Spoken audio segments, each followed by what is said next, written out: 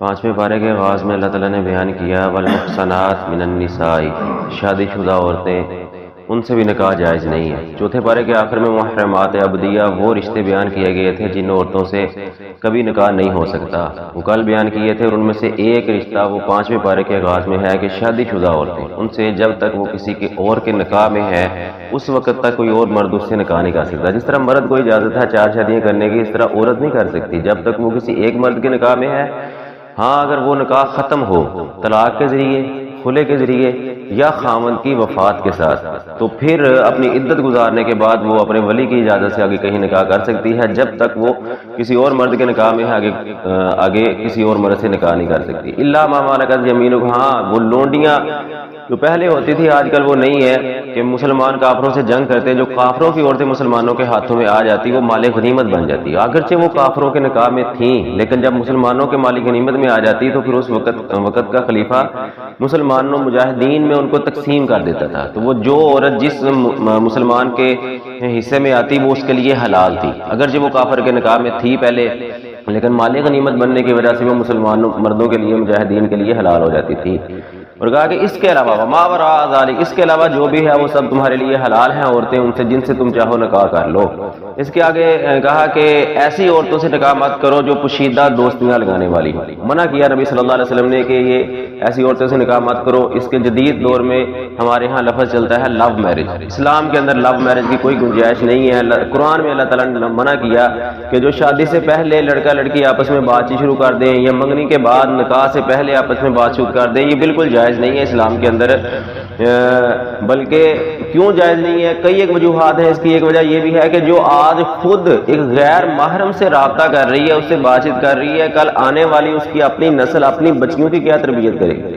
آج وہ خود ایک اچھی تربیت پہ نہیں ہے تو کل اپنی بچیوں کو بھی اسی تربیت کے اوپر ان کو لے کے آئے گی، تو یہ اسلام کے اندر جائز نہیں ہے۔ فرمایا کہ تم کبیرہ گناہوں سے بچ جاؤ، تمہارے صغیرہ گناہ میں معاف کر دوں گا۔ انسان نماز پڑھتا ہے اس کے گناہ معاف ہوتے ہیں، صدقہ کرتا ہے، نیکی کا کام کرتا ہے تو گناہ معاف ہوتے ہیں، جبکہ جو کبیرہ گناہ ہے وہ جب تک انسان اللہ سے نام لے کر توبہ نہ کرے اس وقت تک معاف نہیں ہوتے۔ کیا ہے کبیرہ گناہ؟ شاید انسان سمجھتا نہیں ہے، بے شمار ایسے گناہ ہیں، 99% لوگ ہیں جو جھوٹ بولتے ہیں، شاید یہ بھی میں نے زیادہ کہہ دیا، 1% ہوں گے جو بڑی مشکل سے بچنے والے ہوں گے۔ جھوٹ بولنا نبی صلی اللہ علیہ وسلم نے جب کبیرہ گناہ شمار کیا تو کہا تھا جھوٹ بولنا کبیرہ گناہ ہے، گالی گلوچ دینا کبیرہ گناہ ہے، نماز چھوڑ دینا کبیرہ گناہ ہے، زنا کبیرہ گناہ ہے، چوری ڈکیتی کبیرہ گناہ ہے، تو کہا کبیرہ تم چھوڑ دو تو جو صغیرہ ہے وہ تمہارے نیک اعمال کی وجہ سے میں تمہیں معاف کر دوں گا۔ تیمم کا حکم دیا کہ جب تمہیں پانی نہ ملے تو اللہ کی پاک زمین پہ تیمم کرو، نماز پڑھ لو۔ یہ بھی تو اللہ کہہ سکتا تھا نا کہ پانی نہ ملے تو نماز چھوڑ دو، نہیں، نماز چھوڑنے کی اجازت پھر بھی نہیں دی، کہا پانی نہیں ملتا تو کیا کیسے کرنا تیمم؟ دونوں ہاتھوں کو زمین پہ مارو، جھاڑو، چہرے پر پھیر لو، بایاں دائیں کے پیچھے، دایاں بائیں ہاتھ کے پیچھے اس کا مسح کر لو، صرف کلائی تک، جہاں گھڑی پہنتے ہیں صرف یہی تک، کوہنی تک نہیں لے کے جانا۔ ایک یہ طریقہ ہے۔ دوسرا یہ بھی ہے کہ پہلے زمین پہ ہاتھ مار کے ہاتھوں کی دونوں بیک سائڈ کا مسح کر لو، پھر چہرے کے اوپر، پہلے چہرے کا یا بعد میں ہاتھوں کا، پہلے ہاتھوں کا یا بعد میں چہرے کا، دونوں طریقے جائز ہیں۔ تو یہ تیمم کر کے نماز پڑھ لو، نماز پھر بھی پڑھنی ہی پڑھنی ہے۔ کافروں کا تذکرہ کیا کہ جو لوگ اللہ کی آیات کا انکار کرتے ہیں ان کو جہنم میں پھینکا جائے گا، ان کے چمڑے گل سڑ جائیں گے، جب چمڑے گل سڑ جائیں گے تو عذاب پھر بھی ختم نہیں ہوگا، اللہ ان کی جگہ نئے چمڑے ہوگا کہ ان کو دوبارہ عذاب دینا شروع کر دے گا۔ اللہ تعالیٰ نے تذکرہ کیا یا ایھا الذین آمنوا اطیعوا اللہ واطیعوا الرسول واولی الامر منکم، اے ایمان والو اللہ اور اللہ کے رسول کی اطاعت کرو اور جو تم میں بڑے ہیں ان کی بات کو مانو۔ یہاں کچھ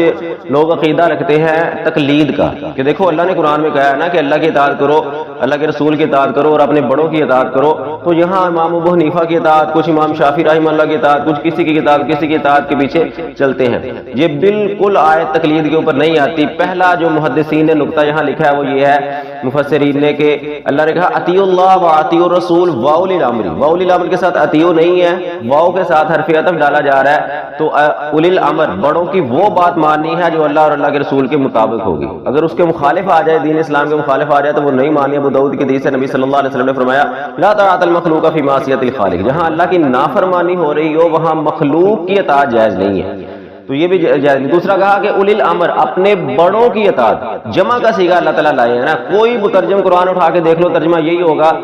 کہ اپنے بڑوں کی اطاعت کرو، تو اس سے ایک امام کی تقلید نکال لینا، صرف امام شافعی کی، صرف امام ابو حنیفہ کی، صرف ایک امام مالک کی، یہ غلط ہے۔ ہاں جب سب اماموں کی سنیں گے تو پھر کیا ہوگا، جھگڑا ہوگا، وہ یہ کہتا ہے، وہ یہ کہتا ہے، وہ یہ کہتا ہے، کیا کریں؟ تو اسی آیت میں ہی اللہ نے کہا فَإِن تَنَازَعْتُمْ فِي شَيْءٍ فَرُدُّوهُ إِلَى اللَّهِ وَرَسُولِهِ، اگر جھگڑا ہو جائے کہ وہ یہ کہتا ہے، وہ یہ کہتا ہے، تو بات قرآن اور حدیث کی طرف لے آؤ اور اللہ کے رسول کی طرف لے آؤ، وہاں اس کا حل تمہیں ملے گا۔ آگے اللہ نے بیان کیا کہ جو اللہ کے راستے میں جہاد کے لیے نکلتا ہے وہ شہید ہو جائے یا وہ غازی بن کے آ جائے، دونوں صورتوں میں وہ کامیابی ہے، شہید ہوگا پھر بھی جنت ہے، غازی آگے بن جائے گا تو اس کا اجر پھر بھی ختم نہیں ہوگا، اللہ تعالیٰ اس کو پھر بھی اس کا اجر دے گا۔ اینما تکونوا یدرککم الموت، اللہ نے کہا تم جہاں بھی جاؤ گے موت تمہیں آ کے رہے گی۔ وَلَوْ كُنْتُمْ فِي بُرُوجٍ مُشَيَّدَةٍ، اگرچہ تم مضبوط قلعوں کے اندر بند ہو جاؤ موت سے پھر بھی بچ نہیں سکتے۔ لاہور میں ایک جگہ پہ ایک انجینئر کے ساتھ کھانے پر موجود تھے تو اس نے واقعہ بیان کیا، کہتا ہے کہ لاہور کا ایک امیر ترین بندہ جس کا علاج بیرون ملک جاری تھا، تو اس نے ڈاکٹروں سے کہا کہ مجھے جو انجیکشن ٹیبلٹ جو کچھ دینا ہے جتنی مہنگی ہے میں ہر فیس ادا کرنے کے لیے تیار ہوں لیکن مجھے بچا لو۔ تو دنیا کے بڑے بڑے ڈاکٹر اس کو بچانے پہ لگ گئے لیکن پھر بھی اس کو موت سے بچا نہ سکے۔ یہی اللہ نے کہا ہے کہ تم اگر مضبوط قلعوں میں بھی بند ہو جاؤ جو موت کا وقت ہے، لیکن انسان موت کو بھول چکا ہے، اس کو موت کا پتہ نہیں ہے کہ شاید میرا یہ آخری سانس ہو، لیکن ہمیں اس کا علم نہیں ہے، موت تو آ کے رہنی ہے، وہ اس سے چھٹکارا نہیں ہے۔ اذا حییتم بتحیۃ فحیوا باحسن منها، جب تمہیں سلام کہا جائے تو اس سے اچھا جواب لوٹاؤ۔ اگر کوئی کہے کہ السلام علیکم تو اس کے جواب میں کہو وعلیکم السلام ورحمۃ اللہ۔ اگر کوئی کہے کہ السلام علیکم ورحمۃ اللہ تو جواب میں کہو وعلیکم السلام ورحمۃ اللہ وبرکاتہ۔ اس کے آگے کوئی لفظ ثابت نہیں ہے، یہ کہنا جنت و حلال و دوزخ و حرام ہو، بعض لوگ اپنی طرف سے یہ داخل کرتے ہیں تو یہ اسلام میں نہیں ہے، صرف یہیں تک لفظ ہے۔ اگر او ردوہا، یا کم از کم وہی الفاظ لٹاؤ، یعنی السلام علیکم کے جواب میں وعلیکم السلام یہ کہنا فرض ہے۔ اگر کوئی سلام کہے اور اس کا جواب دوسرا نہ دے تو وہ گناہ گار ہے۔ پھر قتل کی قسمیں بیان کی کہ قتل دو طرح کا ہوتا ہے، ایک ہے قتل خطا، غلطی سے قتل ہو گیا، کسی کو پتھر پھینکا، مارنے کی نیت تو نہیں تھی لیکن وہ مر گیا، کسی جانور کی طرف شکار کرتے ہوئے تیر پھینکا یا فائر کیا، راستے میں کوئی انسان آ گیا تو اس کو لگ گیا، یہ ہے قتل خطا، نیت نہیں تھی غلطی سے قتل ہو گیا۔ اس کی دیت ہے گردن آزاد کرنا، آج کل غلام نہیں ہے، یا 2 ماہ کے مسلسل روزے رکھنا، تو 2 ماہ کے اس کو روزے رکھنے پڑیں گے، اور دیت ادا کرنا اگر ورثاء معاف نہ کرے۔ اگر تو ورثاء دیت ہے 100 اونٹ، ایک قتل کی دیت 100 اونٹ ہے، اگر یہ قانون نافذ ہو جائے تو قتل ویسے ہی بند ہو جائیں گے، ایک بندے سے صرف دیت ادا کروا دی جائے تو قتل بند ہو جائیں گے، لیکن ہمارے ملک میں اسلامی قانون ہی نافذ نہیں ہے۔ تو یاد اگر ورثاء دیت معاف نہ کرے تو 100 اونٹ دینے پڑیں گے اور 2 ماہ کے مسلسل روزے رکھنے پڑیں گے۔ دوسرا ہے قتل عمد، جان بوجھ کے قتل کرنا، قصدن، جو ہمارے معاشرے میں دن بدن بڑھتا جا رہا ہے، یا تو قصاص لیا جائے گا، یعنی مقتول جن کا قتل ہوا ہے وہ عدالت میں جا کے خود قصاص نہیں لے سکتے، یہ مقتول کے ورثاء اٹھ گئے کہ اس نے ہمارا قتل کیا ہم اس کو قتل کرتے ہیں، یہ بالکل اسلام میں جائز نہیں ہے، دونوں مجرم ہو جائیں گے، عدالت میں جا کے کیس کریں گے، عدالت نہیں کرتی تو ان کا معاملہ اللہ کے ساتھ ہے، قیامت کے دن وہ جواب دیں گے میدان محشر میں، تو عدالت کے کیس درج کریں ان کو قتل کروا دیں، یہ ہے ایک طریقہ۔ اگر وہ معاف کرنا چاہتے ہیں تو پھر دیت لیں گے، وہ کہتے ہیں کہ ٹھیک ہے ہم نے معاف کر دیا ہمیں دیت، تو پھر ان کو 100 اونٹ یا ان کی قیمت عدالت لے کر دے گی اس کی دیت۔ آگے واقعہ کہا کہ اگر تم پر کوئی سلام کہے تو اس کو یہ مت کہو کہ تم مومن نہیں ہے۔ کیوں کہا؟ نبی صلی اللہ علیہ وسلم کے صحابہ ایک سفر پر تھے، راستے میں ایک کافر،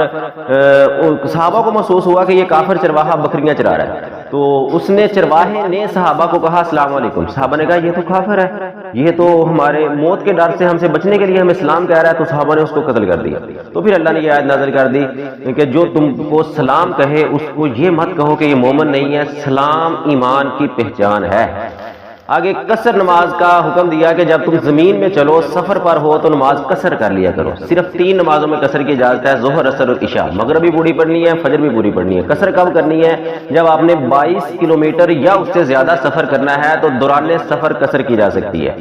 جب آپ نے کسی جگہ جا کے سٹے کر لیا، رہائش رکھ لی، تو وہاں اگر آپ نے چوتھے دن تک واپس آ جانا ہے تو پہلے دن سے وہاں 4 دن تک قصر کر سکتے ہو، چوتھے دن واپس آ جانا ہے۔ اگر 4 دن سے زیادہ رہنا ہے تو پہلے دن سے ہی نماز پوری پڑھیں گے،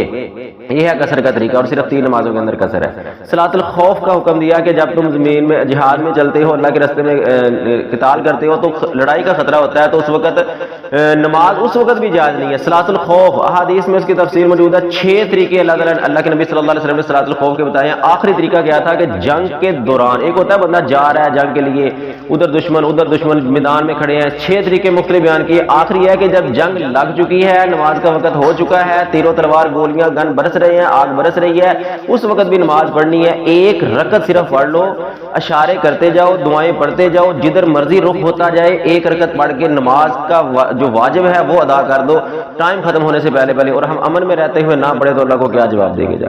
نماز کسی صورت میں معاف نہیں ہے۔ آگے حکم دیا کہ نماز مقررہ وقت پہ ادا کرو، جو اللہ تعالیٰ نے نمازوں کے وقت مقرر کی ہے کہ اس نماز کا وقت یہاں تک ہے، اس کا یہاں تک ہے، اس نماز کے وقت میں ادا کرو۔ ہمارے ہاں کیا ہوتا ہے کہ مثال کے طور پر ظہر میں تھوڑا لیٹ ہو گیا نا، سفر میں تھا، سویا ہوا تھا، جاگ آئی 2 بجے 2:30 بجے 3 بجے پہنچا تو اب تو فارغ ہے، عذر تو ختم ہو گیا، اب کیا میں عصر کے ساتھ پڑھ لوں گا، یہ بالکل جائز نہیں ہے۔ یہی اللہ تعالیٰ کہہ رہے ہیں کہ نمازیں وقت پہ ادا کرو۔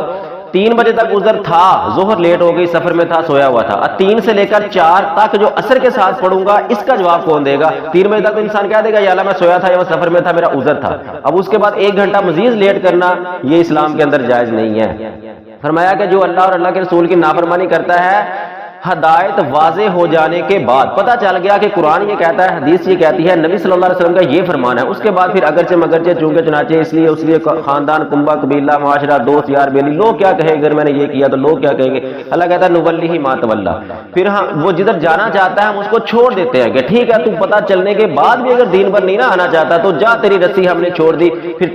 تیرا سامنا کریں گے ہم میدان محشر میں، تیرا حساب کتاب لیں گے۔ شیطان نے اللہ کو چیلنج کیا تھا جب اس نے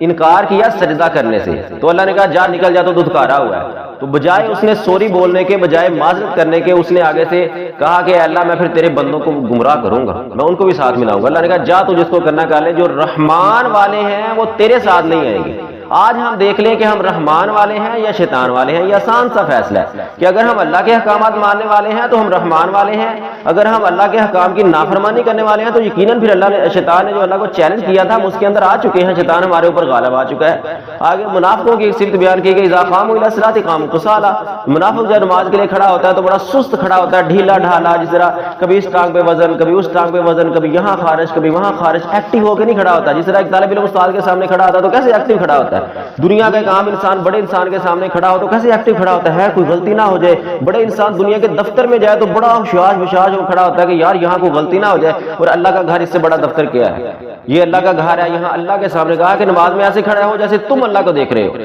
یا کم از کم اللہ تمہیں دیکھ رہا ہے، تو نماز میں ایسے کھڑا ہو انسان کی میری ملاقات اللہ سے ہو رہی ہے، بالکل حشاش بشاش ایکٹیو ہو کے خشوع کے ساتھ نماز پڑھنے کا حکم ہے۔ اگر وہ سست ہوگا تو یہ منافقوں کی صفت ہے، یہ جائز نہیں ہے۔ آخر میں فرمایا کہ اللہ تمہیں عذاب دے کے کیا کرے گا، اگر تم ایمان لے آؤ اور اللہ کا شکر ادا کرنا شروع کر دو تو اللہ بڑا قدردان ہے۔ 2 چیزیں لازمی ہے، ایمان کیا ہے؟ اللہ کی بات کو ماننا، اللہ کی بات مانیں گے تو یہ ہے اللہ پر ایمان۔ اگر بندہ کہتا رہے لا الہ الا اللہ لا الہ الا اللہ، میں پڑھتا ہوں لیکن عمل نہ کرے تو یہ کوئی ایمان نہیں ہے، یہ صرف کھوکھلے دعوے ہیں۔ اللہ پر ایمان اور جو کچھ اللہ نے دیا ہے، اللہ نے جن حالات میں رکھا ہے اس پر اللہ کا شکر ادا کرنا، اللہ کے گلے شکوے نہ کرنا، ہم تو مر گئے، ہمارے پاس تو کچھ نہیں ہے، فلاں ملک ترقی کر گیا، فلاں یہ ہو گیا، ہم تو ایسے، یہ اللہ کے گلے شکوے ہیں۔ اللہ ہر حال میں اللہ کا شکریہ ادا کرنا اور اللہ پر ایمان رکھنا، اللہ کہتا ہے ایسا کرو گے تو اللہ بڑا قدردان ہے، پھر اللہ تمہیں کوئی عذاب نہیں دے گا۔ اللہ تعالیٰ قرآن کو سمجھ کے عمل کرنے کی توفیق عطا فرمائے۔ وما علیہ السلام۔